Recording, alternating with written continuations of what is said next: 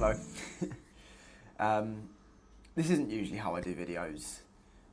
I usually start the flying intro and kind of telling you where I am in the world and what I'll be doing. And today's a little bit different because, as you'll know from watching Race Across the World, my mum passed away in 2008 and today would be her birthday. And I just thought that it would be a good time for me to kind of jump onto YouTube, which is something that I haven't done yet, and talk to you a little bit about it. It's going to be very unedited, unlike usual, very raw, very one take, moving a little bit like adolescence. I'll cut any massive gaps out or if anything goes wrong, but this is going to be fairly straightforward. It's weird today because I lost my mum in 2008 and obviously it'd be her birthday today. And if you've lost someone, especially, you know, someone who helped shape you, raise you, love you, leaves a massive, massive hole. And you know what I'm talking about. I was only 5 when she passed away, so, you know, I don't remember her laugh, I don't remember her advice. And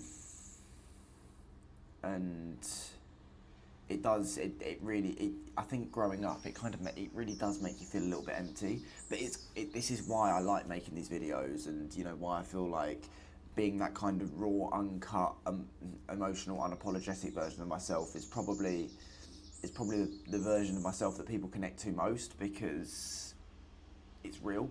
You know, when I'm shooting drone shots in Turkmenistan and things like that, that's not as real as this is. You know, I've just set a camera up and I'm just talking.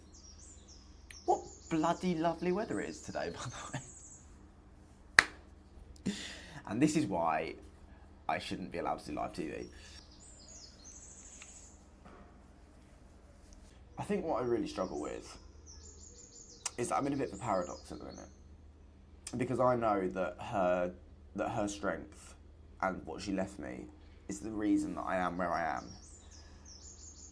Genuinely. And, you know, the lessons that I learned from her growing up is the reason why I feel like I'm so strong and why I'm able to do what I do, because I feel so lucky and I feel I have to do this, I have to succeed, and that's where my head is.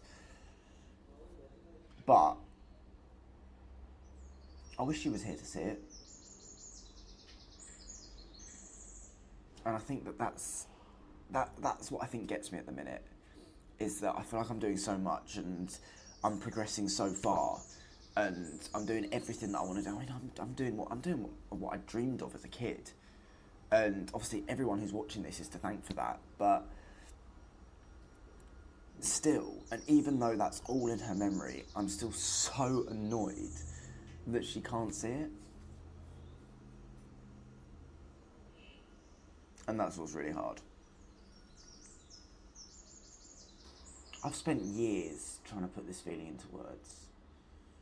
And it just doesn't speak. Like, you know, I think what's hard is that on a weekly basis I can speak different languages and I can learn, and I think when you try and put everything into just objectivity, and it gets a bit existential. Like, I'm fine when I've got hustle and bustle around me and there's things going on, but it's these quiet moments on these really, really, really fucking hard days that it just makes your chest ache, man. You know, it's in the birthdays that she's not here for. It's in the things that I'm doing that she can't see. It's not just sadness. It's this deep aching love that just doesn't go away and just has nowhere to go.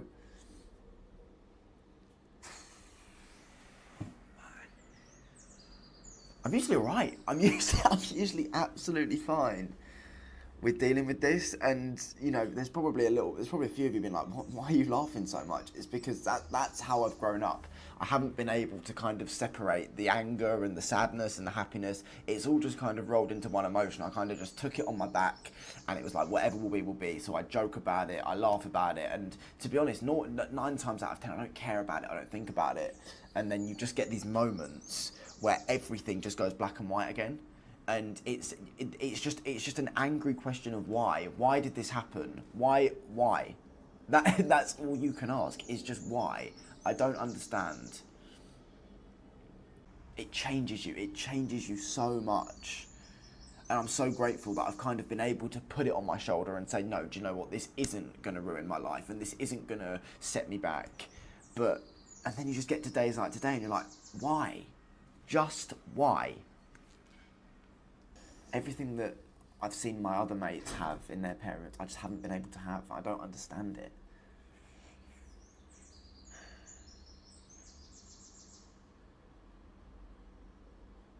It's true, you do still just hope that one day they'll walk through the door. You really, really do. I think you have to reflect. I think you really, really have to reflect. Because otherwise, you try and make sure that you don't do things on too deep a level, or, you try and keep things shallow because you don't want to burden people with what you're saying.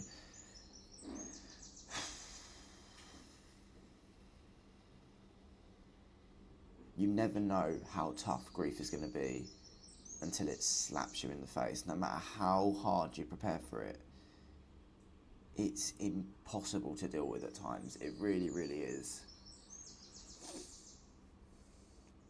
And to anyone watching this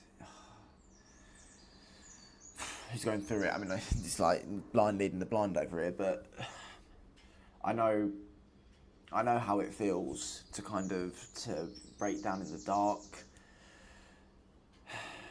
I know what it's like to pretend. Trust me, I know. Trust me, I know what it's like to pretend.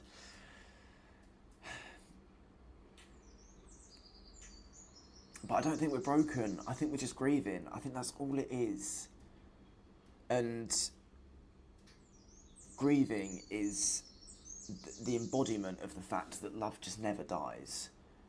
And crying and screaming and all of that feels so silly. It feels so silly in the moment, but all that you're doing is expressing the love that has nowhere to go, because you can't put it onto them anymore. You can't.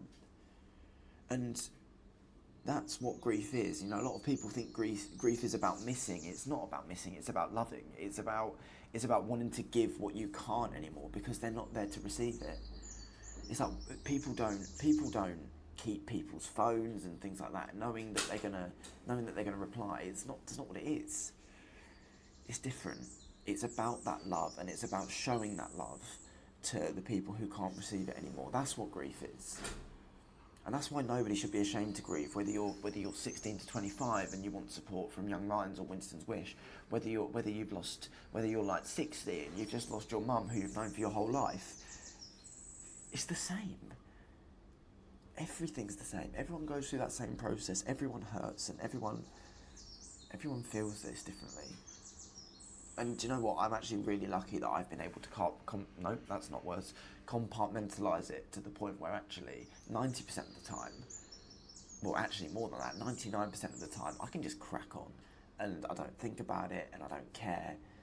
And then sometimes I just need to sit down and talk to what will probably be 8,000 people through a screen and just say, we've got this. Like, I know it's tough. I know it's really, really tough. And I know that I'm sitting here being like, I'm trying to keep myself together.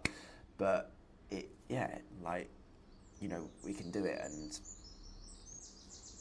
so when just before my mum died, we used to sing Rule the World by Take That off a cassette player in her bedroom.